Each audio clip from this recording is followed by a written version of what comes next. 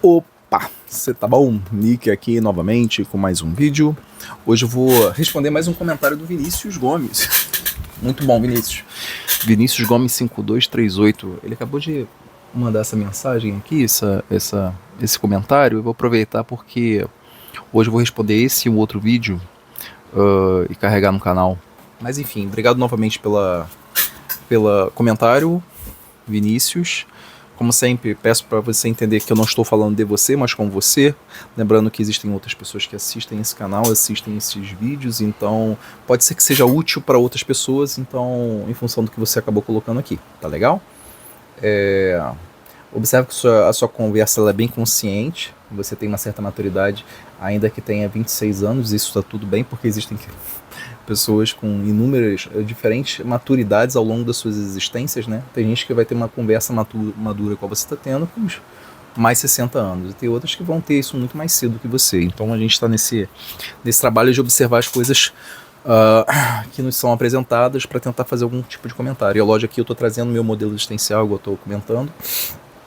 Eu já apresentei um pouquinho, né? Falo um pouco, então vou trazer alguns cortes aqui que talvez sejam interessantes até na sua busca pela verdade, tá bom? Então o comentário do Vinícius aqui é: sobre Deus não entra na equação, eu concordo que ele está em tudo. Legal. Foi aquela conversa que a gente tinha tido, né, no último vídeo. Eu quis dizer que a visão humana muitas vezes não permite diferenciar as interferências dele. Enfim, retornando aqui.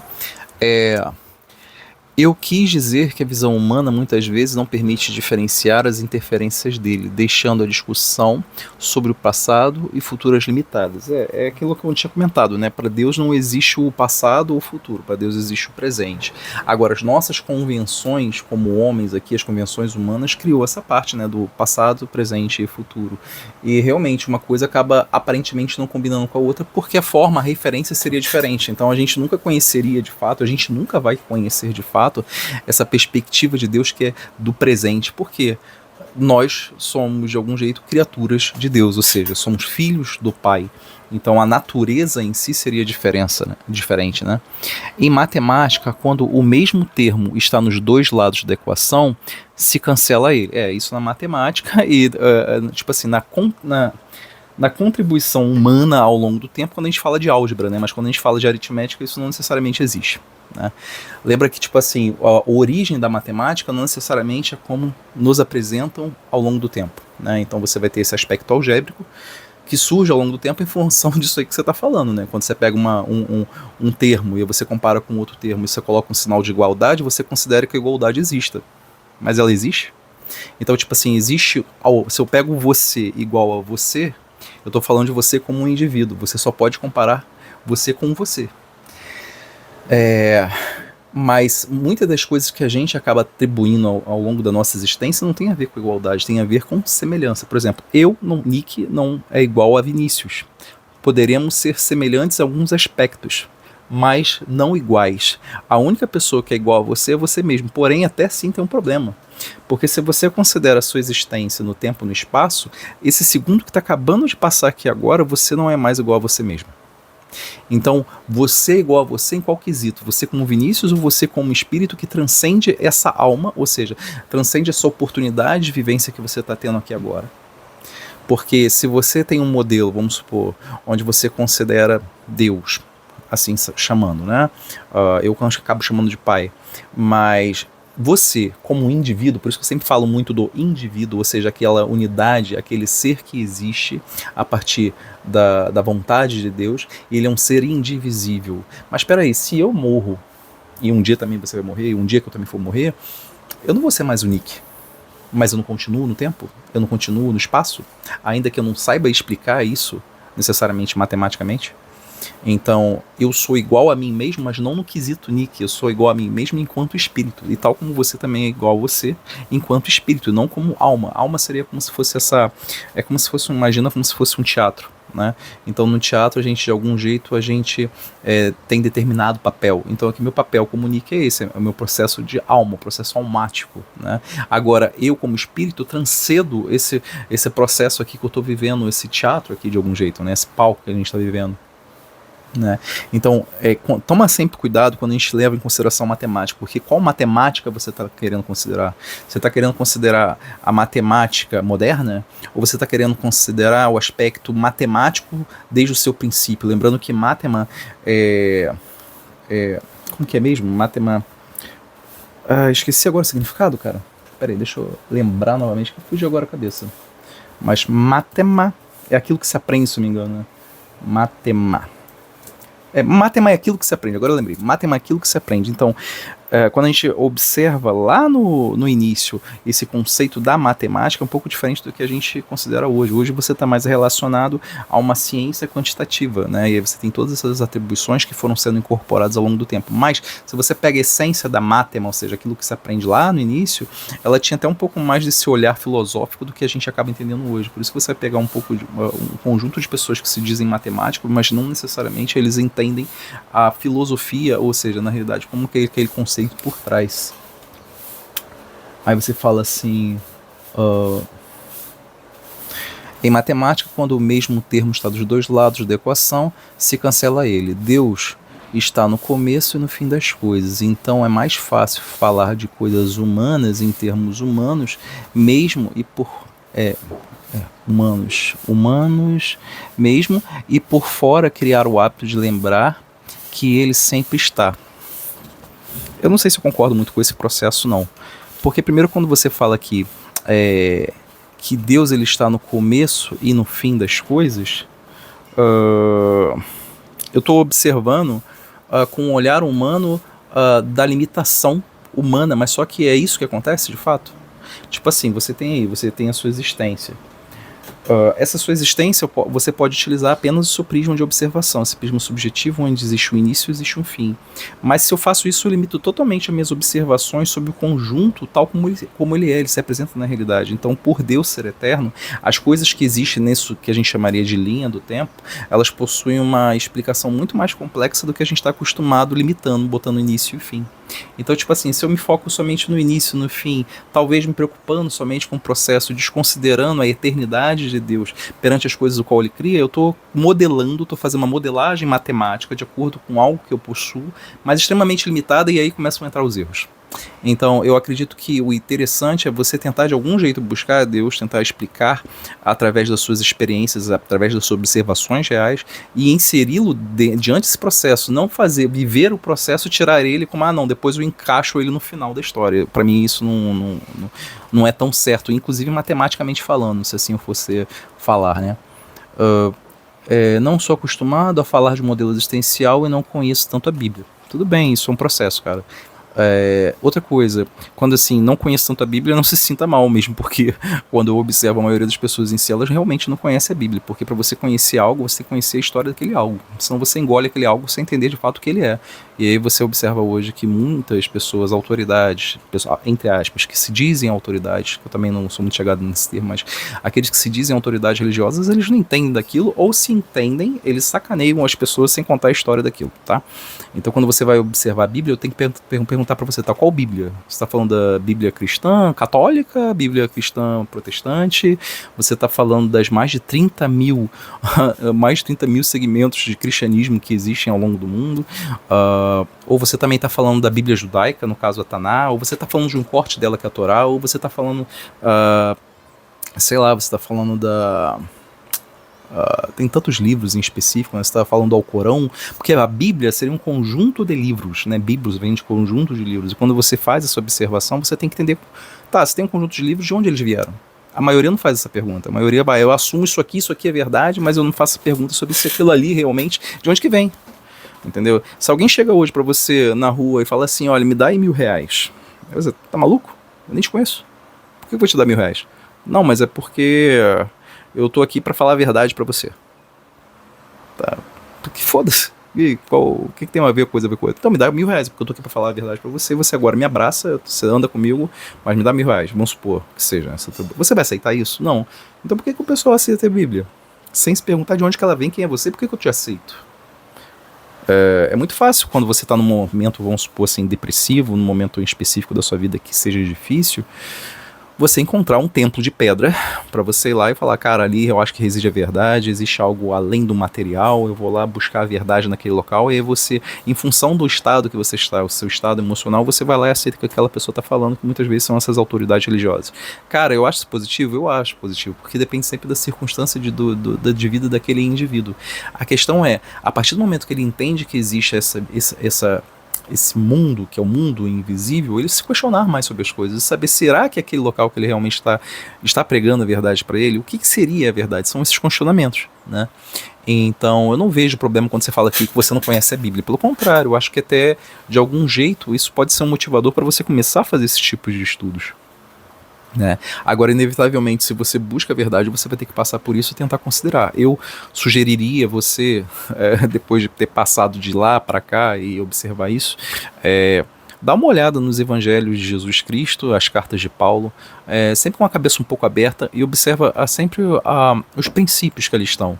Então existem princípios que provavelmente você compartilha e estão dentro do seu coração, como eu falei da última vez. Então, amai-vos uns aos outros como eu vos amei. O que ele quis dizer ali? Cara, você tem que amar o próximo. Aí você pergunta, mas o que é o amar? É um questionamento. Para mim, é o seguinte, para mim, o amar é um trabalho. É um trabalho que você executa. Mas que trabalho é esse que você executa? Porque, tipo assim, eu tô gravando esse vídeo nesse momento, isso aqui é um tipo de trabalho. Mas quando eu determino isso como amor, né?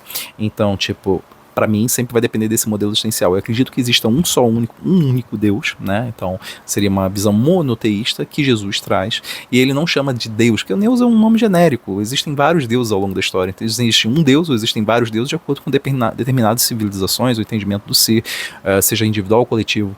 Mas Jesus, ele traz esse Deus com uma relação maior, que seria o tal do pai, né? Então ele traz essa relação de pai, e quem teve a experiência de ter um pai, uma família que seja decente ao longo da sua história, ele vai entender mais isso. Se você não tem, no mínimo você consegue observar algumas famílias ao longo da sua história que tiveram, possivelmente, né, você tem uma observação de pai diferente, né? Talvez você não tenha vivido, mas você sabe que existe aquilo. Então esse pai que cuida do seu filho, né, Jesus traz isso na história. E quando você observa que, deixa eu ver, só eu perdi um pouco aqui o fio da meada.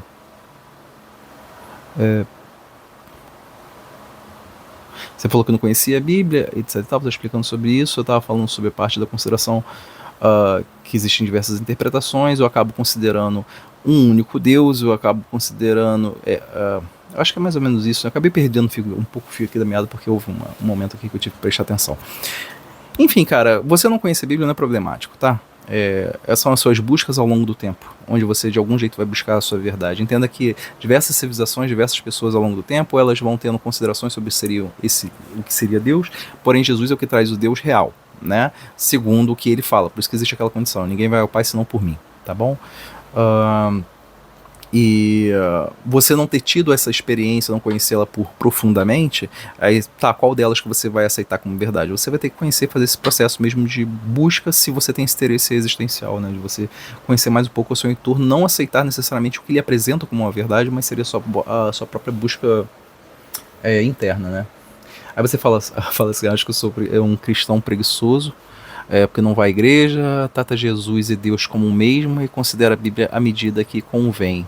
E final de semana. Cara, em geral, isso aí faz parte do brasileiro médio, né? E não somente do brasileiro. Eu não sei se eu posso falar brasileiro, porque eu teria que ter conhecimento dos povos separados geopoliticamente, né? Ao longo de todo esse mundo.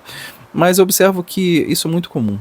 Isso que você está falando não vejo assim necessariamente com tanto erro, por causa das coisas que existem no coração daquele que de algum jeito se diz cristão, né? E tento respeitar um pouco mais aquilo. Essa parte do amor, o único que traz é Jesus, entendeu? Se você tem um pouco amor a si e amor ao próximo, isso já é uma mudança enorme.